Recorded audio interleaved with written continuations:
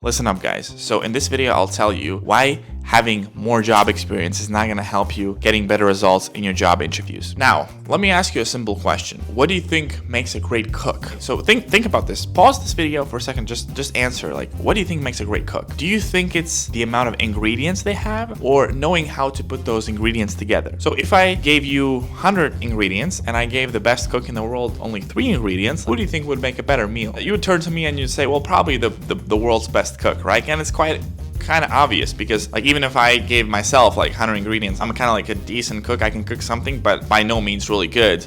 And I'm sure that with just salt, pepper, and maybe something else, the world's best cook can cook a much better meal. Now, why is that? Like, why do you think that is? It's because the world's best cook knows how to mix those ingredients together, the sequence of adding those ingredients, the proportions of adding those ingredients, the presentation, all those things. It's quite logical, right? It's the knowledge to put things together. But when it comes to job interviews, people somehow think that it's the amount of ingredients that they need. They need more years of experience. They need more certifications. They need more education, all these things, just ingredients. They think they need more raw ingredients, when in fact the stuff that they need is they need to know how to position those ingredients together. And what happens during job interviews is people go with the raw ingredients, with their education, experience, all these things, and they just present it like in a raw way. Imagine going to a restaurant and then instead of bringing you a meal, they just bring you a bunch of raw ingredients. It wouldn't make any sense. You would just go away from that restaurant. But when people go in their job interviews, that's literally what they do. Instead of presenting a story, a pitch, like a full-on meal, they just present raw ingredients that this is where I work, this is what I do, this is what I did, this is my experience, this is my education, I did have these certifications, I have these skills,